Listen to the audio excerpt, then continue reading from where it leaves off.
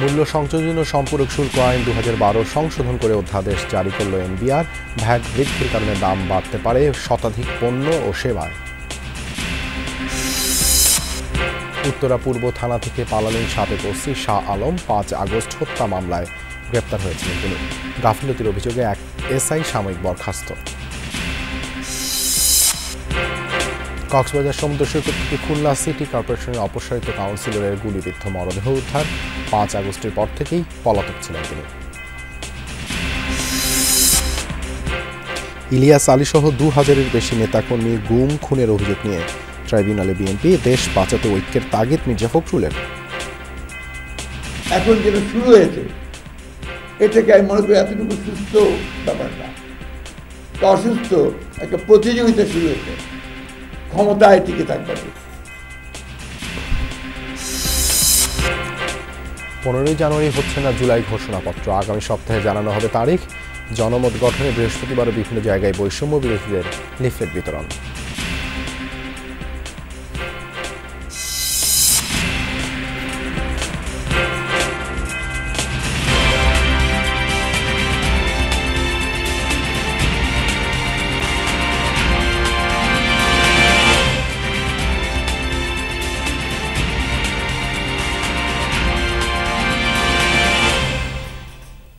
আমন্ত্রণ যমুনা নিউজে আপনাদের সঙ্গে আছে আমি দেবাশিস রঞ্জন সরকার। এতক্ষণ শিরোনাম দেখছিলেন। ভ্যাট বৃদ্ধির কারণে দাম বাড়তে পারে টিস্যু, সিগারেট, সফট ড্রিঙ্কস, ব্র্যান্ডের কাপড়, বিদেশি ফল, ইন্টারনেট, মোবাইলে কথা বলার বিল, ভ্রমণ খরচ ও সব ধরনের হোটেল, রেস্তোরাঁর খাবারের দাম সহ শতাধিক পণ্য ও সেবার। চলতি 2024-25 অর্থবছরের মাঝপথে এসে বৃহস্পতিবার রেস্তোরাঁ সহ শতাধিক পণ্য ও সেবার উপর মূল্য সংযোজন কর, মূসক বা ভ্যাট এবং সম্পূরক শুল্ক বাড়িয়েছে সরকার। সারা দেশে সোয়া 5 লাখ রেস্তোরাঁ রয়েছে। এর মধ্যে শহর এলাকায় শীতাতপ নিয়ন্ত্রিত আধুনিক এবং বৈচিত্র্যময় খাবারের দোকান আছে অনেক। শহুরে মানুষের মধ্যে রেস্তোরাঁয় খাওয়ার প্রচলন বেশি। ভ্যাট বৃদ্ধির ফলে শহুরে মধ্যবিত্ত শ্রেণী পরিবার পরিজন নিয়ে রেস্তোরাঁয় খেতে গেলে আগের চেয়ে বেশি অর্থ খরচ হবে। এতদিন রেস্তোরাঁর বিলের উপর ভ্যাট দিতে হতো 5%, এখন তা হবে 15%। ফলে 1000 টাকার খাবারের বিলের খরচ বাড়তে পারে 100 টাকা। হঠাৎ মাঝপথে এসে দেশের 12টা বাজানোর জন্য আজকে এই 15% ভ্যাট ইমপ্লিমেন্ট করতেছে। আমরা সজোরে বলতে চাই, আমরা স্ট্রাইকে যাব, আমরা সুন্দরভাবে বলতে চাই, আমরা চাই না দেশ অশান্তি হোক। আমরা ছোট ব্যবসায়ী সুন্দরভাবে ব্যবসা করে চলতে চাই। সারা বাংলাদেশের রেস্তোরাঁ মালিকদের আহ্বান জানাতে চাই, আসেন আমরা এক ছাতার তলে কাজ করি, আমরা দেশকে নিরাপদ খাদ্য উপহার দিই, আমরা আমাদের দেশকে গড়ে তুলি। এছাড়া মিষ্টির দোকানের ভ্যাট 7.5% থেকে বাড়িয়ে 15% করা হয়েছে। ফলে মিষ্টির দামও বেড়ে যাওয়ার আশঙ্কা রয়েছে। ভ্যাট বৃদ্ধির কারণে দাম বাড়তে পারে টিস্যু, সিগারেট, সফট ড্রিঙ্কস, ব্র্যান্ডের কাপড়, বিদেশি ফল, ইন্টারনেট, মোবাইলে কথা বলার বিল, ভ্রমণ খরচ ও সব ধরনের হোটেল রেস্তোরাঁর খাবারের দাম সহ শতাধিক পণ্য ও সেবার। শুল্ক কর বৃদ্ধির তালিকায় আরও আছে বাদাম, আম, কমলা লেবু, আঙুর, আপেল ও নাশপাতি, যে কোনো ধরনের তাজা ফল, রং, ডিটারজেন্ট, মদের বিল, পটেটো ফ্ল্যাক্স, চশমার প্লাস্টিক ও metal frame, reading glass, sunglass, বৈদ্যুতিক ট্রান্সফরমার ও তাতে ব্যবহৃত তেল, বিদ্যুতের খুঁটি, সিআর কয়েল ও জিআই তার ইত্যাদি। এক লাফে আয় করে এমন বৃদ্ধিতে প্রভাব পড়বে সাধারণ মানুষের উপর বলে মনে করেন বিশেষজ্ঞরা। কর বাড়ানো তার মানে হলো যে সাধারণ মানুষের উপর কর আরোপ। আসলে সরকারের যে কর নীতি সেটার মূল বৈশিষ্ট্য থাকে হচ্ছে যে সাধারণ মানুষের উপর করের ভার কতটা কমানো যায়। বিশেষ করে নিম্ন আয়ের যারা মানুষ, সীমিত আয়ের মানুষ, তাদের উপরে যেন করের ভারটা বেশি না পড়ে, সামাজিক ন্যায় বিচারের জায়গা করের, তো সেটা কিন্তু আর থাকছে না। এর আগে 1 জানুয়ারি বর্তমান অন্তর্বর্তী সরকারের উপদেষ্টা পরিষদের বৈঠকে ভ্যাট ও সম্পূরক শুল্ক বৃদ্ধির বিষয়ে এনবিআর-এর প্রস্তাব পাশ করা হয়। এরপর আইন মন্ত্রণালয়ের মতামত নিয়ে প্রধান উপদেষ্টা ও রাষ্ট্রপতির অনুমোদন সাপেক্ষে তা অধ্যাদেশ আকারে জারি করা হয়। জাতীয় সংসদ না থাকায় অধ্যাদেশ দিয়েই শুল্ক কর বৃদ্ধির এই সিদ্ধান্ত নিয়েছে সরকার। অলক হাসান, যমুনা নিউজ, ঢাকা। রাজধানীর উত্তরা পূর্ব থানার পুলিশ হেফাজত থেকে পালিয়েছে একই থানার সাবেক ওসি শাহ আলম, যিনি জুলাই আন্দোলনের হত্যা মামলার এজাহারভুক্ত আসামি বলে জানিয়েছে পুলিশ। এ ঘটনায় থানার এক উপপরিদর্শককে সাময়িক বরখাস্ত করা হয়েছে। বাকিটা জানাচ্ছেন সহকর্মী রিয়াজ রাহান। জুলাই আগস্টের বৈষম্য বিরোধী ছাত্র আন্দোলন বা জুলাইয়ের ছাত্র জনতার গণ অভ্যুত্থানে ছাত্র এবং জনতার উপর নির্বিচারে যারা গুলি চালিয়েছেন বা মানুষ হত্যা করেছেন নির্বিচারে, শিশু থেকে বৃদ্ধ পর্যন্ত, তাদের বিচারের দাবিতে যখন সোচ্চার পুরো দেশ, তখনই অবাক করা এক ঘটনা ঘটল রাজধানীতে। খোদ থানা থেকেই পালিয়েছেন একই থানার সাবেক ওসি, যার বিরুদ্ধে হত্যা মামলা রয়েছে উত্তরা পূর্ব থানায়। এটি সূত্র জানিয়েছে উত্তরা পূর্ব থানার সাবেক ওসি শাহ আলমকে গতকাল রাতে গ্রেফতার করা হয় রাজধানী থেকে। গ্রেফতারের পর তাকে থানায় রাখা হয়েছিল একটি কক্ষে, যেখানে একজন উপপরিদর্শক পদমর্যাদার কর্মকর্তাকে দায়িত্ব দেওয়া হয়েছিল তার দেখভালের। এবং আজ সকাল 10:30 থেকে 11টা নাগাদ সময়ে তিনি ওই কক্ষে অবস্থান করছিলেন এবং যাকে দায়িত্ব দেওয়া হয়েছিল তার কর্তব্য অবহেলার কারণে কোনো এক ফাঁকে ওসি শাহ আলম থানা থেকে পালিয়ে যায় এবং তার পরপরই তাকে ধরতে বিভিন্ন জায়গায় অভিযান পরিচালনা করছে পুলিশ। যদিও কর্মকর্তারা সারা দিনভর আমরা চেষ্টা করেছিলাম যোগাযোগের, অনেকেই কথা বলতে রাজি হননি। থানার বর্তমান যিনি ভারপ্রাপ্ত কর্মকর্তা রয়েছেন বর্তমান উত্তরা পূর্ব থানার, তার সাথে আমরা যোগাযোগ করার চেষ্টা করে ব্যর্থ হয়েছি, যোগাযোগ করতে সম্ভব হয়নি। তবে তার ঊর্ধ্বতন কর্মকর্তাদের সঙ্গে আমাদের কথা হয়েছে রাতে। তারা যিনি জানিয়েছেন যে ওসি শাহ আলমকে দায়িত্ব দেওয়া হয়েছিল, তাদের দায়িত্ব অবহেলা আছে কিনা এবং কারা যদি গাফিলতি থাকে তাদের বিরুদ্ধে কঠোর ব্যবস্থা নিতে যাচ্ছে পুলিশ প্রশাসন, বর্তমান পুলিশ প্রশাসন। উনি এখানে কর্মরত ছিলেন, ওনাকে আমরা আসলে গ্রেফতারই করছিলাম আর কি। তাদের গাফিলতি আছে, তাদের বিরুদ্ধে আমরা ব্যবস্থা নিচ্ছি। আমরা ওনাকে গ্রেফতারের চেষ্টা চালাচ্ছি। ডিএমপির শীর্ষস্থানীয় কর্মকর্তাদের কাছ থেকে ওই ধরনের নির্দেশনা দেওয়া হয়েছে উত্তরা বিভাগকে, যাতে একদিকে যিনি পালিয়ে গেছেন সাবেক ওসি, উত্তরা পূর্ব থানা সাবেক ওসি শাহ আলম, তাকে গ্রেফতার, পাশাপাশি তাকে পালিয়ে যেতে যদি কেউ সহযোগিতা করে থাকে অথবা কারো গাফিলতির কারণে যদি তিনি পালিয়ে যেতে সক্ষম হন, যাদের গাফিলতি রয়েছে তাদের বিরুদ্ধেও কঠোর ব্যবস্থা নেওয়ার জন্য এরই মধ্যে নির্দেশনা দেওয়া হয়েছে। রিয়াজ রায়হান, যমুনা নিউজ, ঢাকা। এবার আন্তর্জাতিক অপরাধ ট্রাইব্যুনালে অভিযোগ জানালো বিএনপি। বলা হয়েছে 5 আগস্টের আগ পর্যন্ত 16 বছরে দলটির 2276 জন নেতাকর্মীকে ক্রসফায়ার এবং 153 জনকে গুম করা হয়েছে। অভিযুক্ত করা হয়েছে সাবেক প্রধানমন্ত্রী শেখ হাসিনা সহ আইনশৃঙ্খলা বাহিনীর সদস্যদের। বৃহস্পতিবার সকালে আন্তর্জাতিক অপরাধ ট্রাইব্যুনালের চিফ প্রসিকিউটর কার্যালয়ে বিএনপি মহাসচিব মির্জা ফখরুল ইসলাম আলমগীর স্বাক্ষরিত আলাদা 2টি অভিযোগ দাখিল করা হয়। পরে আরেকটি অভিযোগ জমা দেওয়া হয় গুম কমিশনের কার্যালয়ে। বিগত 16 বছরে আওয়ামী লীগ সরকারের সবচেয়ে বেশি নির্যাতনের শিকার বিএনপি এবং দলটির অঙ্গ সংগঠনের নেতাকর্মীরা, এমন দাবি দলটির। শীর্ষ পর্যায় থেকে তৃণমূল এমন কেউ নেই যিনি মামলা কিংবা জেল জুলুমের শিকার হননি। এসব মামলা, গুম খুনের তথ্য সংগ্রহে আলাদা একটি সেলও গঠন করে দলটি। ওই সেলের তথ্য অনুযায়ী 2008 থেকে 2024 সাল পর্যন্ত 58 জেলায় ক্রসফায়ারের নামে হত্যা করা হয়েছে বিএনপির 2276 জন নেতাকর্মীকে। এসব হত্যার বিচারে আন্তর্জাতিক অপরাধ ট্রাইব্যুনালে অভিযোগ দায়ের করেছে দলটি। যুবদল, ছাত্রদল, মূল দল সহ তাদের ছিলই যে বিএনপিকে ধ্বংস করা, বিএনপিকে নিশ্চিহ্ন করা এবং দলকে শূন্য করা। এরই আমরা আজকে 2276 জনের ক্রসফায়ারের নামে যে হত্যা করেছে নির্মমভাবে, তার একটা তালিকা অভিযোগ জমা দিলাম। আপনার সেলফ ডিফেন্স হলে প্রথমে পায়ে গুলি করতে হবে, কোমরের নিচে গুলি করতে হবে। সেগুলো কোনো ঘটনাই এমনটি ঘটেনি। সবসময় হেডে গুলি করা হয়েছে, চেস্টে গুলি করা হয়েছে। শুধু মামলা কিংবা হত্যা নয়, আওয়ামী লীগ আমলে গুমের শিকার হন বিএনপি নেতা ইলিয়াস আলী সহ 153 জন। দলটির পক্ষ থেকে ট্রাইব্যুনালে পৃথক অভিযোগ দায়ের করা হয় এ নিয়েও। যারা গুম হত্যা হয়েছে তাদের পরিবার যেন একটা ন্যায় বিচার এবং একটা সুন্দর বিচার পায়, এই জন্য মূলত আমরা এখানে এসেছি এবং আমাদের দল তাদের পাশে থেকে এই পদক্ষেপটা নিয়েছে। 245 পৃষ্ঠার ক্রসফায়ারের অভিযোগ এবং 20 পৃষ্ঠার গুমের অভিযোগে বিএনপির পক্ষে স্বাক্ষর করেন দলটির মহাসচিব মির্জা ফখরুল ইসলাম আলমগীর। আরিফুর রহমান সবুজ, যমুনা নিউজ, ঢাকা।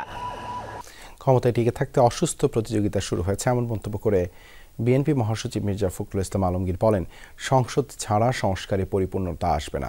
তিনি বলেন, একটা গোষ্ঠী দেশ ভাগের উস্কানি দিচ্ছে। বিএনপি নেতারা বলেন, কিংস পার্টির নামে আওয়ামী দুর্বৃত্তদের ফেরানোর চেষ্টা চলছে।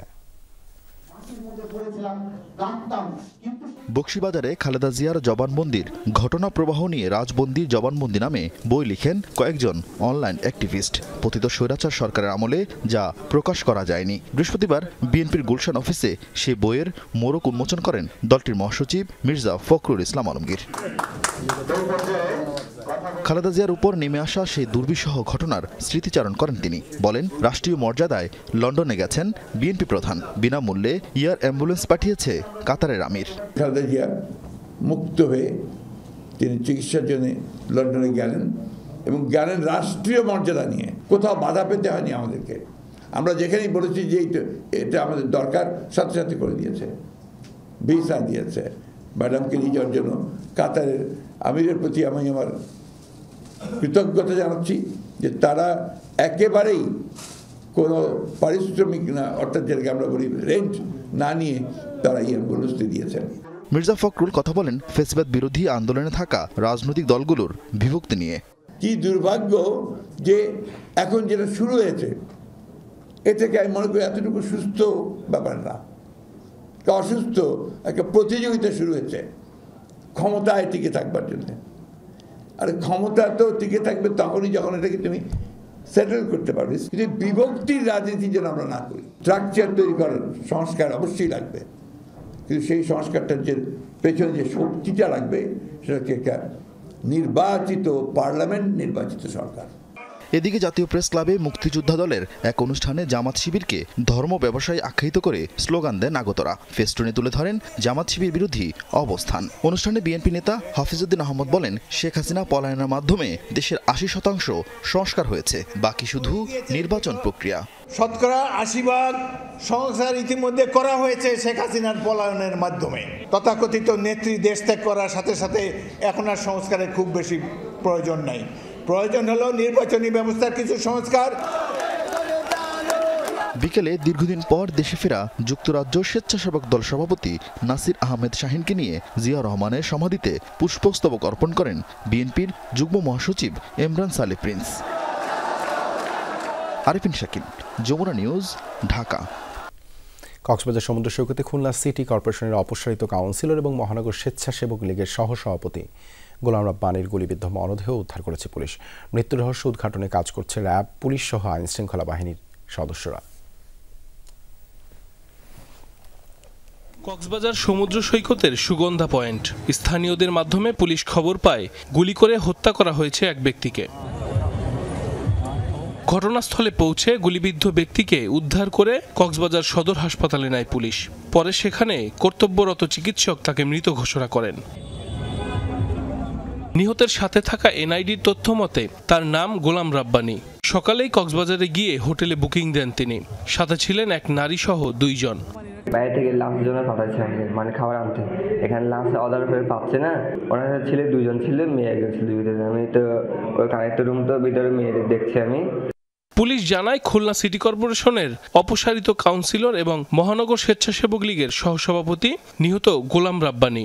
মৃত্যুর রহস্য উদ্ঘাটনে কাজ করছে র্যাব, পুলিশ সহ আইন শৃঙ্খলা বাহিনী। বাড়ি খুলনা এবং সাবেক কাউন্সিলর, এবং এখানে তো তার কোনো শত্রু থাকার কথা না। এটা এবং ছিনতাইকারীর ঘটনারও আমরা এরকম মোডাস অপারেন্ডি মনে হচ্ছে না। তো এটা এরকমই হত্যাকাণ্ড, পরিকল্পিত কেউ হত্যাকাণ্ড। তিনি আজকেই কক্সবাজারে এসেছিলেন এবং বাকিটা কি উদ্দেশ্যে এসেছিলেন, কেন এসেছিলেন, কারা কি করেছেন সেই মোটিভটা আমরা এখনো পাইনি, যেহেতু ঘটনাটা কিছুক্ষণ আগেই ঘটেছে। তো আমার বিশ্বাস এটা নিয়ে আমরা কাজ করছি, অন্যান্য সংস্থাগুলোও কাজ করছে। অতি সত্বর আমরা এটার রহস্যটা উদ্ঘাটন করতে পারবো। নিহত গোলাম রাব্বানীর মরদেহ কক্সবাজার সদর হাসপাতালের মর্গে রাখা হয়েছে। গত 5 আগস্টের পর থেকে পলাতক ছিলেন তিনি। সাইফ আহমেদ, যমুনা নিউজ। জুলাই গণঅভ্যুত্থানের ঘোষণাপত্র প্রকাশে কিছুটা দেরি হতে পারে বলে জানিয়েছেন অন্তর্বর্তী সরকারের উপদেষ্টা মাহফুজ আলম। এক সংবাদ সম্মেলনে তিনি বলেন, সব পক্ষের সাথে আলোচনা করে আগামী সপ্তাহে ঘোষণাপত্র প্রকাশের তারিখ জানানো হবে। 72-এর সংবিধানের বিষয়ে সিদ্ধান্ত সবার ঐক্যমত্যের ভিত্তিতেই হবে বলেও জানান তিনি। আমাদের এই জুলাই গণঅভ্যুত্থানের ঘোষণাপত্র জারি করতে হবে। 15 জানুয়ারির মধ্যে দিতে হবে জুলাই ঘোষণাপত্রের ঘোষণা। 31 ডিসেম্বরের কেন্দ্রীয় শহীদ মিনারের মার্চ ফর ইউনিটি থেকে এই আলটিমেটাম দিয়েছিল বৈষম্য বিরোধী ছাত্র আন্দোলন ও জাতীয় নাগরিক কমিটি। ঘোষণাপত্রের 7 দফা প্রস্তাবনা নিয়ে এখন জনসংযোগের মাঠে ছাত্র নেতারা। চলছে বিভিন্ন জেলায় লিফলেট বিতরণ আর সমাবেশ। 11 জানুয়ারি পর্যন্ত তা চলবে। এরই মধ্যে অন্তর্বর্তী সরকারের উপদেষ্টা মাহফুজ আলম জানালেন, ঘোষণাপত্র নিয়ে সব পক্ষের সাথে আলোচনা শেষে জানানো হবে আসছে সপ্তাহে। শিক্ষার্থীদের দাবি 15 জানুয়ারি ছিল, কিন্তু সরকার যে জায়গাটি চাচ্ছে যে সবার সাথে যেহেতু কথা বলতে হবে, সরকার হয়তো কিছু সময় বৃদ্ধি হতে পারে, কিন্তু এটা দেরি হবে না, খুব বেশি দেরি হবে না। হয়তো তাদের সময়সীমার কয়েকদিনের মধ্যেই এটা হয়ে যাবে, এবং এটা আমরা আশা করি যে এটা যদি ওয়াইডার কনসালটেশনের ভিতরে 15 জানুয়ারি হয়, 15 জানুয়ারি হতে পারে। 72 সংবিধান বাতিল করা হবে কি না এ প্রশ্নে মাহফুজ আলম বলেন, সবার ঐক্যমত্যের ভিত্তিতে সংবিধান নিয়ে সিদ্ধান্ত হবে। শিক্ষার্থীদের দিক থেকে একটা দাবি আছে, 72 সংবিধান এটা আগে থেকে ক্রিটিক্যালি দেখছেন। 72 সংবিধান যখন প্রণীত হয়েছে তখন থেকে এটা বিভিন্ন রাজনৈতিক দল এটা ক্রিটিক্যালি দেখেছে। এই ঐকমত্যের জায়গাতে যদি আমরা পৌঁছাতে পারি সংবিধানের ব্যাপারে, সংবিধানকে কি করব, আমরা কি করতে চাচ্ছি, এটা প্রস্তাবনা আছে শিক্ষার্থীদের দিক থেকে, অন্যান্য রাজনৈতিক দল থেকে হয়তো এটার বিরোধিতা আছে। যেসব বিষয়ে কন্টেনশাস পয়েন্ট আছে সেসব বিষয়গুলো আমরা আলোচনা করে আমরা এটাকে লিপিবদ্ধ করব। মাহফুজ আলম বলেন, জাতীয় নির্বাচনের তারিখ সংস্কার সাপেক্ষে নির্ধারণ করা হবে। সংস্কার কমিশনের প্রতিবেদন পাওয়ার পর রাজনৈতিক দলগুলো ঠিক করবে কতটা সংস্কার করা হবে, তারপরই ভোটের তারিখ। রাজনৈতিক দলগুলো ঠিক করবে যে কতটা সংস্কার আমরা করতে চাই এই রাষ্ট্রের। ওই সংস্কার যদি মধ্যমেয়াদী হয়, দীর্ঘমেয়াদী হয়, স্বল্পমেয়াদী হয়, বা কী ধরনের সংস্কার, এটা যদি ঠিক হয়, ওই সংস্কারের মেয়াদ অথবা পরিধির ভিত্তিতে আমি মনে করি নির্বাচনের ডেট ঠিক হবে। এ সময় প্রধান উপদেষ্টার প্রেস সচিব শফিকুল আলম জানান, ফেব্রুয়ারির মধ্যে সব শিক্ষার্থীর হাতে পাঠ্য বই পৌঁছে যাবে। ক্যাবিনেটে বলা হয়েছে যে পাঠ্যপুস্তক আগামী মাসের মধ্যে সবাই হাতে পাবেন, সবার হাতে। তানভীর মৌসুম, যমুনা নিউজ, ঢাকা। জুলাই ঘোষণাপত্রের দাবিতে বৃহস্পতিবারও দেশের বিভিন্ন স্থানে জনসংযোগ করেছে বৈষম্য বিরোধী ছাত্র আন্দোলন এবং জাতীয় নাগরিক কমিটি। টাঙ্গাইল শহরে নিরালা মোড়, কাজী নজরুল সরণি সহ বিভিন্ন স্থানে 7 দফা দাবি সম্বলিত লিফলেট বিতরণ করা হয়। সাধারণ মানুষের কাছে জুলাই ঘোষণাপত্রের গুরুত্ব তুলে ধরেন নেতাকর্মীরা।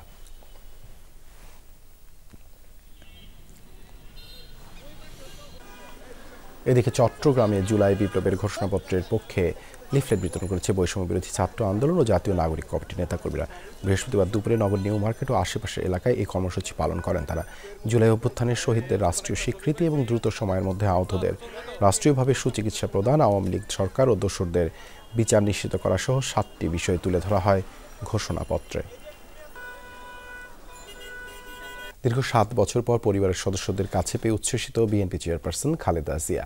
বুধবার চিকিৎসার উদ্দেশ্যে যুক্তরাজ্যে যান তিনি। অধ্যাপক ডক্টর প্যাট্রিক কেনেডির অধীনে লন্ডন ক্লিনিকে ভর্তি করা হয় তাকে।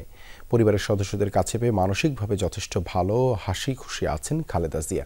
তার শারীরিক অবস্থা সম্পর্কে তথ্য জানিয়েছেন বিএনপি চেয়ারপারসনের ব্যক্তিগত চিকিৎসক ও দলের স্থায়ী কমিটির সদস্য অধ্যাপক ডক্টর এজেডএম জাহিদ হোসেন। তিনি আরও বলেন, যুক্তরাজ্যের ডাক্তারদের দেয়া কিছু টেস্ট ও ট্রিটমেন্ট যা বাংলাদেশে হয় না, সেসব চিকিৎসা শুরু হবে।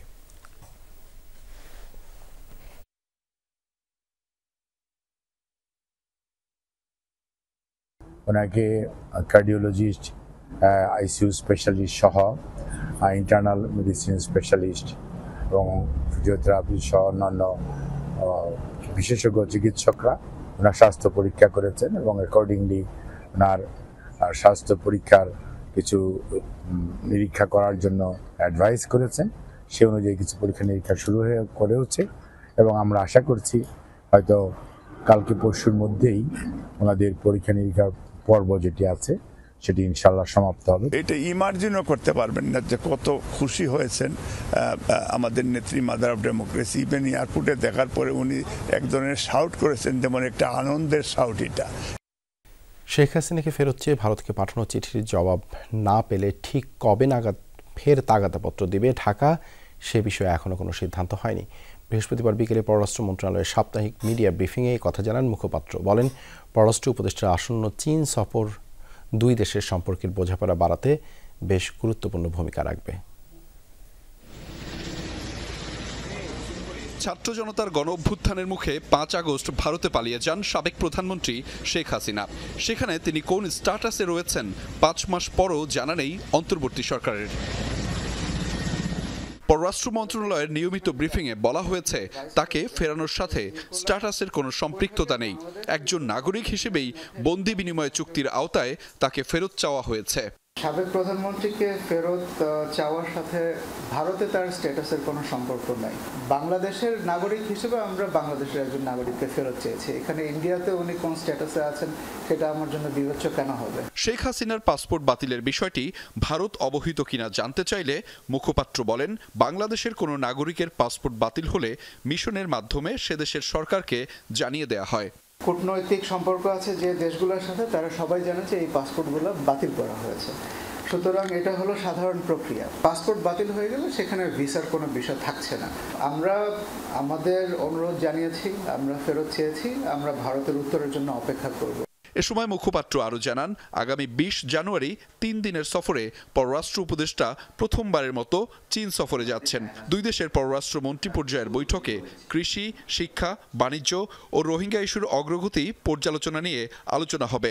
এই সফরের মাধ্যমে দুই দেশের কূটনৈতিক সম্পর্ক স্থাপনের 50তম বার্ষিকী উদযাপনের শুভ সূচনা হবে। এই সফরে বাংলাদেশ ও চীনের দ্বিপাক্ষিক সম্পর্কের ভবিষ্যৎ রূপরেখা প্রণয়নকল্পে দুদেশের মধ্যে অর্থনৈতিক সহযোগিতা বৃদ্ধি এবং বাণিজ্য বিনিয়োগ সম্প্রসারণের পাশাপাশি কৃষি, শিক্ষা, অবকাঠামো, নবায়নযোগ্য জ্বালানি, রোহিঙ্গা সংকটের টেকসই সমাধান প্রভৃতি ক্ষেত্রে চলমান সহযোগিতার অগ্রগতি পর্যালোচনা করা হবে। ব্রিফিংয়ে রোহিঙ্গা অনুপ্রবেশ প্রসঙ্গে বলেন, সাম্প্রতিক আরও 36 রোহিঙ্গা নতুন করে আশ্রয় নিয়েছে। সীমান্ত সর্বোচ্চ সতর্কতা থাকলেও বিচ্ছিন্নভাবে এ ধরনের ঘটনা ঘটছে, কোনো কোনো ক্ষেত্রে মানবিকভাবেও দেখতে হচ্ছে বলে জানান পররাষ্ট্র মন্ত্রণালয়ের মুখপাত্র।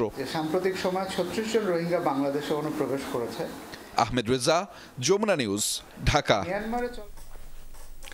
ক্ষমতাচ্যুত সাবেক প্রধানমন্ত্রী শেখ হাসিনার দুর্নীতি অনুসন্ধানে উচ্চ পর্যায়ের কমিটি গঠনের সিদ্ধান্ত নিয়েছে দুদক। একই সাথে বিগত সরকারের সুবিধাভোগী 9 শীর্ষ ব্যবসায়ী গোষ্ঠী ও সাবেক ভূমিমন্ত্রী সাইফুজ্জামান চৌধুরীর দুর্নীতি অনুসন্ধানেও আলাদা 10টি টাস্কফোর্স গঠন করেছে স্বাধীন প্রতিষ্ঠানটি। দুদকের নেতৃত্বে এই টাস্কফোর্সের সদস্য হিসেবে থাকবে এনবিআর, সিআইডি ও বিএফআইইউ এর প্রতিনিধিরা। এদিকে দুদকের জালে থাকা সাবেক মন্ত্রী, এমপিদের অস্বাভাবিক লেনদেনের ক্ষেত্রে কোনো ব্যাংক কর্মকর্তা জড়িত থাকলে তাদেরকেও আইনের আওতায় আনা হবে বলে জানিয়েছেন প্রতিষ্ঠানটির মহাপরিচালক। আওয়ামী লীগ সরকারের পতনের পর সাবেক প্রধানমন্ত্রী শেখ হাসিনা ও তার পরিবারের বিরুদ্ধে প্রায় 80,000 কোটি টাকার দুর্নীতির অভিযোগ উঠেছে। এর মধ্যে রয়েছে রূপপুর পারমাণবিক বিদ্যুৎ কেন্দ্র, বিমানবন্দরের 3rd টার্মিনাল নির্মাণ সহ 9টি মেগা প্রকল্পের দুর্নীতি। রাজুক থেকে অবৈধভাবে প্লট বরাদ্দ নেওয়া ও বিদেশে অর্থ পাচার সহ নানা দুর্নীতির অভিযোগও আছে হাসিনা পরিবারের বিরুদ্ধে। আমি বললাম দুর্নীতি করতে আসিনি, মানুষের সেবা করতে এসেছি। শেখ মুজিবের মেয়ে দুর্নীতি করে না। এসব অভিযোগ আমলে নিয়ে শেখ হাসিনার দুর্নীতির অনুসন্ধানে নেমেছে দুদক। এজন্য উচ্চ পর্যায়ের কমিটি গঠনের সিদ্ধান্ত নিয়েছে প্রতিষ্ঠানটি।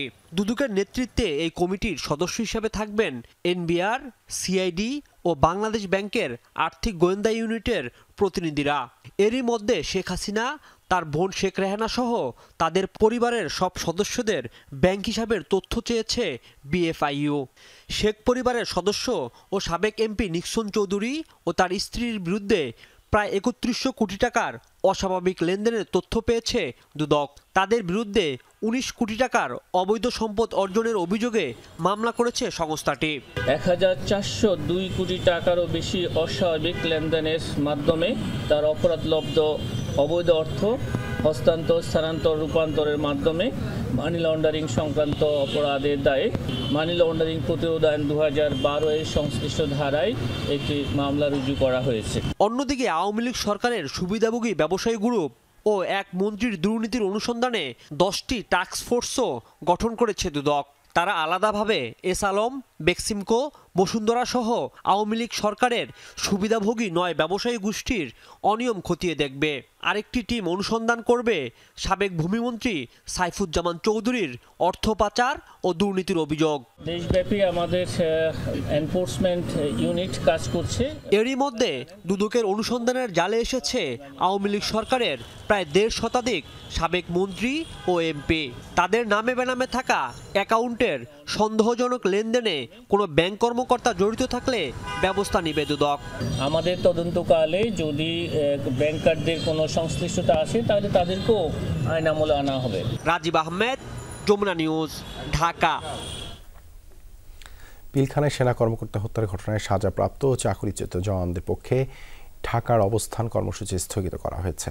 বৃহস্পতিবার রাতে কেন্দ্রীয় শহীদ মিনারে তাদের পক্ষে ঘোষণা দেন বৈষম্য বিরোধী ছাত্র আন্দোলনের সমন্বয়ক মাহিন সরকার। তিনি বলেন, ঢাকায় কর্মসূচি স্থগিত হলেও জনমত গঠনে সারা দেশের নানা কর্মসূচি চলমান থাকবে।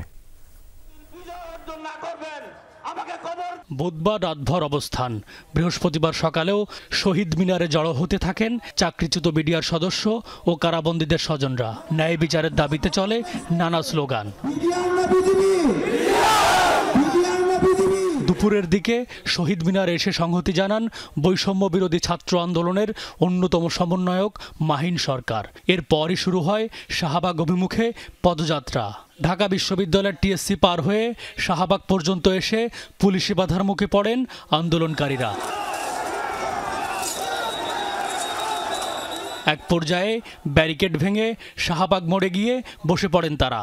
প্রথম কথা স্বীকার করো, নাইলে পারে জেলে যাও, ঠিক আছে বলে আমাদেরকে প্রথম কোর্টে হাজির করছে, তারপর দ্বিতীয় কোর্টে আমাদেরকে মন গড়া বিচার করে আমাদেরকে সাজা দিছে। 17 বছর ধরে আটকে আসছে, আমরা সব ধরনের চেষ্টা করছি কিন্তু কোনোভাবেই কোনো কিছু হচ্ছে না। 3টার দিকে অবরোধ তুলে নিয়ে আবারও শহীদ মিনারে অবস্থান নেন চাকরিচ্যুত বিডিআর সদস্য ও কারাবন্দীদের স্বজনরা।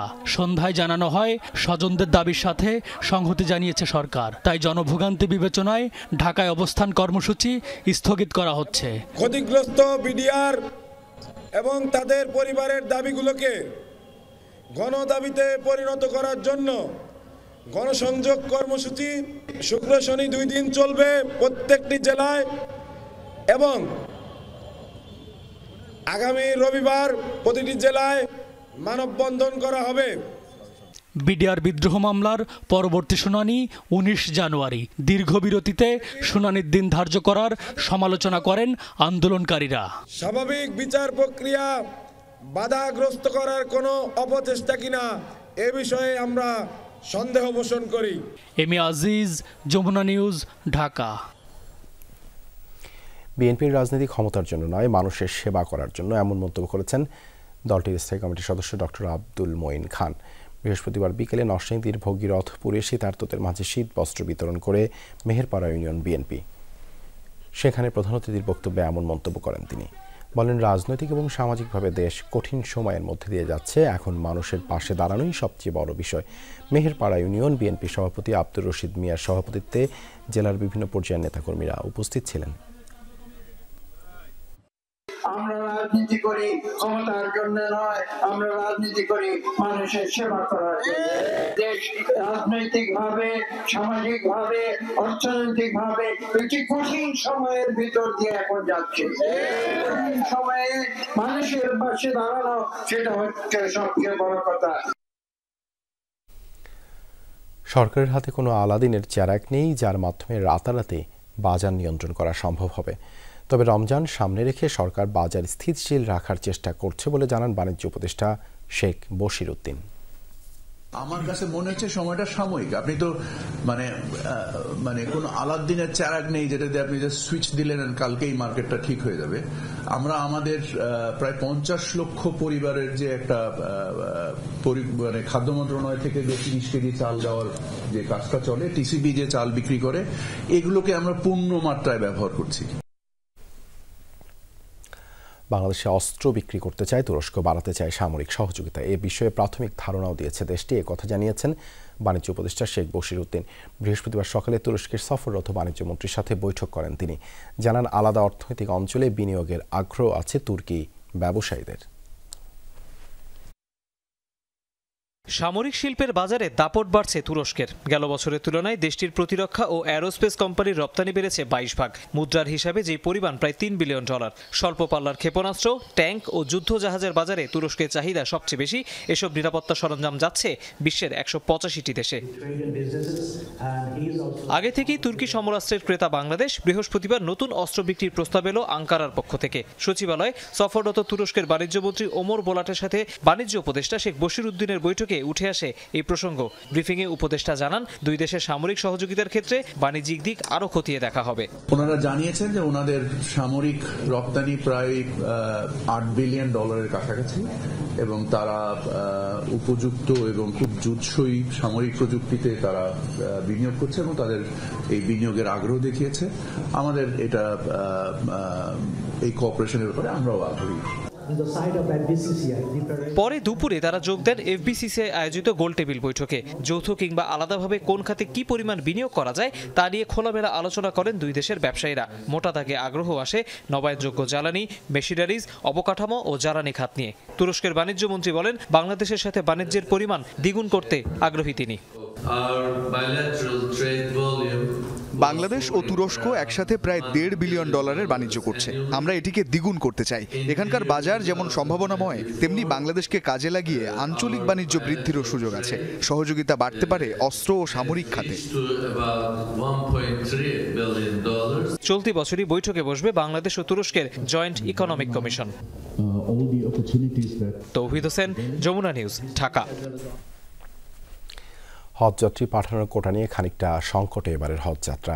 সৌদি সরকার এবছর এজেন্সি প্রতি সর্বনিম্ন 1000 হজযাত্রী কোটা নির্ধারণ করায় এই সংকট বলে অভিযোগ হজ এজেন্সিগুলো সংগঠন হাবের।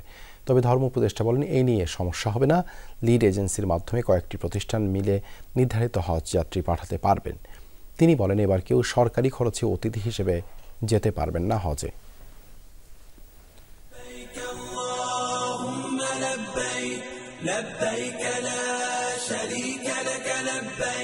হজের জন্য এবছর 1,27,000 হজযাত্রী পাঠানোর কোটা পেয়েছে বাংলাদেশ। এর মধ্যে 87,100 জন এখন পর্যন্ত নিবন্ধন করেছেন, যাদের জমা হওয়া 74 মিলিয়ন রিয়েল পাঠানো হয়েছে সৌদি সরকারের কাছে। কিন্তু নতুন সমস্যা দেখা দিয়েছে এজেন্সি প্রতি হজযাত্রী পাঠানো নিয়ে। সৌদি সরকার এজেন্সি প্রতি সর্বনিম্ন 1000 হজযাত্রী পাঠানোর কোটা নির্ধারণ করে দিয়েছে, কিন্তু হজ এজেন্সি অ্যাসোসিয়েশন হাবের দাবি 500 জনের কোটা। একজন হজ এজেন্সির মালিক 1000 লোককে নিয়ে কোনোদিনও সঠিকভাবে সেবা দিতে পারবেন না। সরকারের নির্দেশনায় 500 কোটা আমরা করে ফেলেছি, সেটা যেন বহাল থাকে। মিনিমাম যাদের সক্ষমতা আছে এরকম আরো কয়েকটা মিলেও যদি 1000 হয়, তাহলে সেটাও একটা লিড করে এটা চলবে। আমার লিড এজেন্সি গঠন করা হয়েছে। অন্যান্য এজেন্সিগুলোর টাকা পয়সা ঠিকমতো হাজিদের বোঝা দেয়নি বা যেটা রিফান্ডেবল সেটা পায় নাই। এরকম যদি সুনির্দিষ্ট গত বছরের ইয়েটাও নিতে পারেন, আমরা এগুলো খতিয়ে দেখবো আর কি। ধর্ম উপদেষ্টা বলেন, এজেন্সিগুলোর জন্য কোটা সৌদি সরকার নির্ধারিত। এক্ষেত্রে বাংলাদেশের করণীয় কিছু নেই। এ নিয়ে এজেন্সিগুলোর সাথে আলোচনা চলছে বলেও জানান তিনি। ইরান বহু বছর যাবত হজ বয়কট করেছে, 6 বছর সৌদি গভর্নমেন্টের কোনো ক্ষতি হয় নাই। বরঞ্চ এটা বাংলাদেশের ভাবমূর্তি। ওনারা যে দাবি জানাচ্ছেন, এটা তো আমার হাতে বা আমার মন্ত্রণালয়ে থাকলে আমি 1 মিনিটে করে দিতাম। It depends on Saudi Arabia, এবং সৌদি গভর্নমেন্ট আমাদেরকে বারবার প্রেশার দিচ্ছে, তোমরা পিছিয়ে আসো কেন? তো আমরা আশা করি হজ এজেন্সিদের নিয়ে এবছরের হজ ব্যবস্থাপনা সুন্দরভাবে করতে পারবে। এবছর সরকারি খরচে কোনো অতিথি হজ করতে পারবে না। সরকারের এমন সিদ্ধান্ত আগেই হয়েছে বলেও জানান উপদেষ্টা। সরকারি অর্থে কোনো অতিথিকে আমরা নেব না। কেবল হজ ব্যবস্থাপনার সাথে যারা সংশ্লিষ্ট সম্পৃক্ত আমরা তাদেরকে নেব। কেউ যেতে চাইলে ওনার নিজের খরচেই যেতে পারবে। ধর্ম উপদেষ্টার নেতৃত্বে প্রতিনিধি দল হজ চুক্তি সম্পাদনের জন্য শুক্রবার সৌদি আরবে যাচ্ছেন। হজ চুক্তি সম্পাদনের জন্য আলমগীর স্বপন, যমুনা নিউজ, ঢাকা। গোয়েন্দা রিপোর্টে 43 BCS-এর বাদ পড়া বেশিরভাগই চাকরিতে যোগ দিতে পারবেন, কিন্তু প্রক্রিয়া শেষে শিগগিরই তাদের যোগদানের ব্যবস্থা করা হবে জানিয়েছেন জনপ্রশাসন সচিব।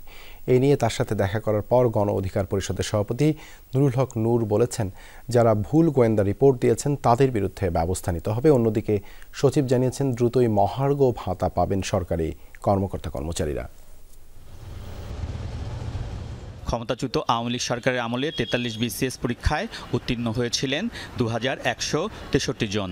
এর মধ্যে স্বাস্থ্য পরীক্ষায় অনুপস্থিত থাকায় বাদ পড়েন 40 জন। কিন্তু সরকার পরিবর্তনের পর নতুন করে গোয়েন্দা রিপোর্টের ভিত্তিতে বাদ দেওয়া হয় আরও 227 জনকে। এ নিয়ে ব্যাপক সমালোচনা হয়। সচিবালয়ের সামনে অবস্থানও নেন বাদ পড়া BCS উত্তীর্ণরা। এ বিষয়ে সচিবের সাথে সাক্ষাৎ শেষে কথা বলেন গণ অধিকার পরিষদের সভাপতি। অভিযোগ করেন গোয়েন্দা রিপোর্ট ত্রুটিপূর্ণ, আন্দোলনে অংশ নেয়া অনেককেও বাদ দেওয়া হয়েছে। অযোগ্য লোককে দিয়ে ইনভেস্টিগেশন করা হয় একটা ভুল আসলে তথ্যের কারণে অনেক শিক্ষার্থী একটা হয়রানির মধ্যে আছে। তাদেরকে BCS এ যোগদান না, যারা এই ভুল প্রক্রিয়ার সাথে জড়িত ছিল তাদেরও একটা দৃষ্টান্তমূলক শাস্তি হওয়া উচিত। কারণ তারা কেন দায়িত্ব অবহেলা করলো। এর আগে বাদ পড়াদের রিপোর্ট নিয়ে গোয়েন্দা কর্মকর্তাদের সাথে মন্ত্রণালয়ে বৈঠক করেন জনপ্রশাসন সচিব। জানান পুনর্বিবেচনার আবেদন করেছেন বাদ পড়ারা। তাদের অধিকাংশই যোগ দিতে পারবেন চাকরিতে। তদন্ত এই কাজ করে আমাদের একটা পর্যায়ে আসলো। আমরা আশাবাদী এই যে 227 বললাম এর মেজরিটি, মোর দ্যান মেজরিটি আপনারা এই যেভাবে বিজ্ঞাপন জারি হয়েছে যারা নর্মাল তাদের পক্ষেও জারি হবে। ফৌজদারি অপরাধ, রাষ্ট্রদ্রোহী অপরাধ, এমন কোনো ধরনের হিডেন অপরাধ সে করেছে যেটা সামনে আসছে, এরা ছাড়া বাকি আমি মনে করি এদের নিয়োগ প্রাপ্তিতে শুধু একটা প্রক্রিয়ার ব্যাপার, দে উইল গেট ইট। আগামী 15 জানুয়ারি চাকরিতে যোগ দেবেন 43 BCS এর সবশেষ গেজেটে উত্তীর্ণ 1896 জন। জনপ্রশাসন সচিব কথা বলেন সরকারি কর্মকর্তা কর্মচারীদের মহার্ঘ ভাতা নিয়ে। মহার্ঘ ভাতাটা ভেরি রিসেন্টলি হবে। এবারে একটা যেটা ব্যতিক্রম হবে, আগে মহার্ঘ ভাতা পেনশনাররা পেতেন, এবার পেনশনাররাও মহার্ঘ ভাতা পাবে এবং একটা রিজনেবল পাবে। সচিব জানান বাস্তব পরিস্থিতি বিবেচনা করেই মহার্ঘ ভাতা নির্ধারণ করবে অর্থ মন্ত্রণালয়। আলমগীর স্বপন, যমুনা নিউজ, ঢাকা। ইমামের ছদ্মবেশে খোদ রাজধানীতেই মাদক ব্যবসা চালিয়ে গেছেন মনিরুল। গোয়েন্দা তথ্যের ভিত্তিতে অভিযুক্ত সেই ব্যক্তিকে অবশেষে 600 গ্রাম আইস সহ গ্রেপ্তার করেছে মাদকদ্রব্য নিয়ন্ত্রণ অধিদপ্তর। মনিরুল ইসলাম পেশায় মসজিদের ইমাম, কাজ করতেন ডেমরার বাওয়ানিবাদ জুট মিল স্টাফ কোয়ার্টার মসজিদে। যদিও তার আসল উদ্দেশ্য ছিল ভিন্ন, ইমামতির আড়ালে মাদক কারবার করতেন তিনি। বুধবার সন্ধ্যায় গুলিস্তানে অভিযান চালিয়ে তাকে গ্রেপ্তার করে মাদকদ্রব্য নিয়ন্ত্রণ অধিদপ্তর। এ সময় তার কাছ থেকে মিলেছে 600 গ্রাম ভয়ঙ্কর মাদক আইস। সংবাদ সম্মেলনে আইস কতটা ভয়ঙ্কর তার চিত্র তুলে ধরে সংস্থাটি। এই ড্রাগটার কাজ হলো মানে ইনহিবিট করা না, ব্রেন সেলকে এক্সাইট করা, তাকে চিপে, নিউরনকে চিপে তার থেকে এক্সট্রা নিউরো ট্রান্সমিটার যেটা সে 100 দিন ধরে সিক্রেশন করতো, একদিনে সিক্রেশন করে একবারে পাকা আমের মতো আটিটা রেখে দেয়। এরপরে এটার অ্যাকশন শেষ হয়ে গেলে সে একেবারে নিস্তেজ হয়ে যায়। তাকে আবার ওই কন্ডিশনে আনার জন্য এবার তার দ্বিগুণ পরিমাণ সেবন করতে হয়। এইভাবে করতে করতে 1-2 বছর পরে আর যতই সে সেবন করুক এটার ওই পর্যায়ে আসবে না এবং সে মেন্টালি ডেথ। কর্মকর্তারা জানান মনিরুল দীর্ঘদিন টেকনাফ থেকে মাদকের চালান এনে ঢাকার সহ আশপাশে সরবরাহ করত। সেই জন্য ইমামতির ছদ্মবেশ নেন তিনি।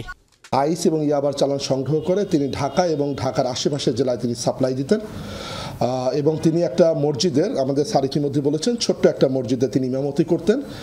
ইমামতির পাশাপাশি তিনি বিভিন্ন মাদক ব্যবসায়ীর সাথে তার একটা সম্পর্ক গড়ে ওঠে এবং এই সম্পর্কের ভিত্তিতেই তিনি পরবর্তীতে আইস অথবা ইয়াবা দুটাই তিনি এর আগে অনেকবার নিয়ে আসছেন, নিয়ে এসে তিনি বিভিন্ন জায়গায় সাপ্লাই দিতেন। এই চক্রের নেপথ্যের রাঘব বলদের ধরতেও অভিযান চলছে বলে জানায় তারা। বদি যেটা বলেছেন, আমার কাছে আপনি যদি জানতে চান যে হ্যাঁ আমার কাছে তাদের টোটাল ফ্যামিলি পিকচার চলে আসছে, কার বিরুদ্ধে কয়টা মামলা আছে আমরা কিন্তু করে ফেলেছি অলরেডি। আমরা এখন এটা নিয়ে সোর্স নিয়ে আমরা কাজ করছি। আমার মনে হয় আমরা অচিরেই একটা ভালো নিউজ আপনাদের দিতে পারবো। আশিক মাহমুদ, যমুনা নিউজ, ঢাকা। রাজধানী কাকরাইলে উদ্বোধন হলো 5 তারকা হোটেল গ্র্যান্ড প্যালেসের 3য় শাখা।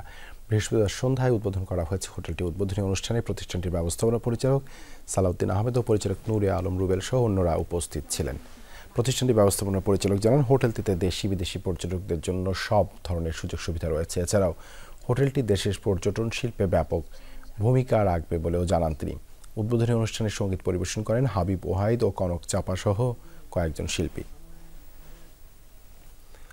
যশোরের চৌগাছায় কিশোরীদের মাঝে সচেতনতামূলক প্রশিক্ষণ ও উৎসাহ বোনাসের চেক বিতরণ করা হয়েছে। বৃহস্পতিবার দুপুরে উপজেলার সিংহজুলি শহীদ মশিউর রহমান মাধ্যমিক বিদ্যালয় এবং ধুলিয়ানি সম্মিলনী মাধ্যমিক বিদ্যালয়ের 200 কিশোরীদের মাঝে এই চেক বিতরণ করা হয়। প্রধান অতিথি ছিলেন খুলনায় অতিরিক্ত বিভাগীয় কমিশনার হুসাইন শওকত। স্কুল পড়ুয়া কিশোরীদের বয়ঃসন্ধিকালীন রোগবালাই, ইপটিজিং, বাল্যবিবাহ ও যৌতুক সম্পর্কে সচেতনতার লক্ষ্যে এই প্রশিক্ষণ দেওয়া হয়। এছাড়া অসহায় নারীদের জন্য সমন্বিত পল্লী কর্মসংস্থান সহায়তা প্রকল্প 2য় পর্যায়ের অধীনে প্রশিক্ষণের আয়োজন করে উপজেলা পল্লী উন্নয়ন বোর্ড। ইতালিতে অনুষ্ঠিত হয়েছে বৃহত্তর কুমিল্লা জাতীয়তাবাদী ফোরাম ইউরোপের আলোচনা সভা। ইতালির ব্রেসিয়া শহরে এই সভার আয়োজন করা হয়। আবু মাহমুদ বাবুলের সভাপতিত্বে সভাটি যৌথভাবে পরিচালনা করেন জাকির হোসেন ও লিঙ্কন। সভায় প্রধান অতিথি ছিলেন সংগঠনের আহ্বায়ক সেলিম খান। অনুষ্ঠানে আগত বক্তারা ফোরামের মাধ্যমে বিভিন্ন সামাজিক কার্যক্রম পরিচালনা করে কুমিল্লার অসহায় ও দুস্থ মানুষের পাশে দাঁড়ানোর প্রতিশ্রুতি দেন। সভায় আরও উপস্থিত ছিলেন ইউরোপে বসবাসরত বিভিন্ন জেলার জাতীয়তাবাদী আদর্শের প্রবাসী বাংলাদেশিরা। অনুষ্ঠানে প্রধান বক্তা হিসেবে কথা বলেন আবু হানিফ। এ সময় বিশেষ অতিথি হিসেবে বক্তব্য রাখেন মাহবুবুল ইসলাম, মিলান বিএনপির সাবেক ভারপ্রাপ্ত সভাপতি আবদুল্লাহ আল মামুন, ইতালির ভিসেন্সা বিএনপির সিনিয়র যুগ্ম সাধারণ সম্পাদক কাজী সাত্তার। আরও বক্তব্য রাখেন জুয়েল পাশা, শফিকুল ইসলাম মাসুদ, আবু বকর সিদ্দিক সহ আরও অনেকে। 7 মাস ধরে বেতন না পরিশোধ করায় মালয়েশিয়ার একটি প্রতিষ্ঠানের বিরুদ্ধে মামলা করার সিদ্ধান্ত নিয়েছে দেশটিতে কর্মরত প্রবাসী শ্রমিকরা। দেশটিতে অবস্থিত জাপানি প্রতিষ্ঠান কাওয়াগুচি ম্যানুফ্যাকচারিং STNBHDর অধীনস্থ কোম্পানিতে কর্মরত ছিলেন কমপক্ষে 251 জন বাংলাদেশি। গেল 7 মাস ধরে প্রতিষ্ঠানটি থেকে বেতন না পেয়ে চরম দুর্ভোগের দিন কাটছে তাদের। এই অবস্থায় যুক্তরাষ্ট্রের ওয়াশিংটন ডিসিতে প্রতিষ্ঠানটির 2টি কোম্পানির বিরুদ্ধে মামলা করার সিদ্ধান্ত নিয়েছে ভুক্তভোগীরা। তবে কোম্পানি দুটির নাম এখনও জানা যায়নি। শোষণ, মালিক পক্ষের দুর্ব্যবহার ও মাসের পর মাস বেতন আটকে রাখার প্রতিবাদে এই মামলা করার পরিকল্পনা করছেন প্রবাসী শ্রমিকরা। এরই মাঝে শুরু হয়েছে মামলার প্রক্রিয়া। ধারণা করা হচ্ছে আগামী 2 সপ্তাহের মাঝেই মামলা দায়ের করা হবে।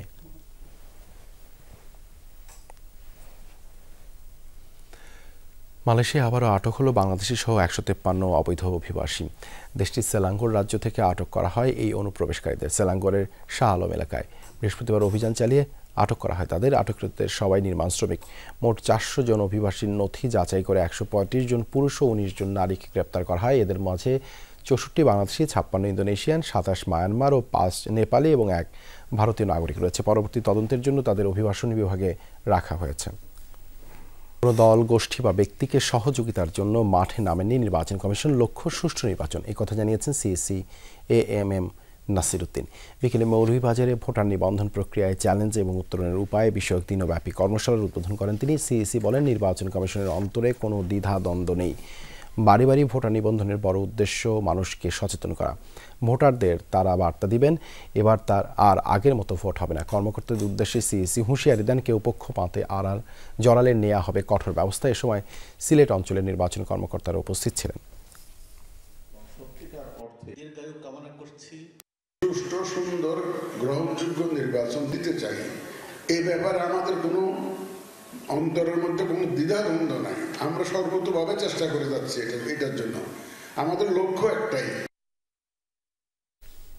ভারতের সীমান্তরক্ষী বাহিনী BSF এর সঙ্গে বৈঠক অনুষ্ঠিত হয়েছে বাংলাদেশ সীমান্তরক্ষী বাহিনী BGBর। বৃহস্পতিবার ভারত বাংলাদেশ সীমান্তে ICP পেট্রাপোলে এই বৈঠক অনুষ্ঠিত হয়। বর্ডার গার্ড বাংলাদেশ বা BGBর ডাকে অনুষ্ঠিত হয় এই বৈঠক। উপস্থিত ছিলেন ভারতের সীমান্তরক্ষী বাহিনী BSF এর সাউথ বেঙ্গল IG মনীন্দ্র সিং পাওয়ার। প্রায় 2 ঘন্টা ধরে চলে দ্বিপাক্ষিক বৈঠকের সময় দুই দেশের বিভিন্ন ইস্যু নিয়ে কথা বলেন উচ্চপদস্থ কর্মকর্তারা। বৈঠকে 2 দেশের মাঝে দ্বিপাক্ষিক সম্পর্ক জোরদার ও সহযোগিতার মনোভাব বৃদ্ধি করার প্রতিশ্রুতি দেয় 2 পক্ষের সীমান্তরক্ষীরা। We had gone there on the other side in the BOP Benapole and interacted with the senior officers of BGB, and all kinds of issues were discussed in a very nice atmosphere.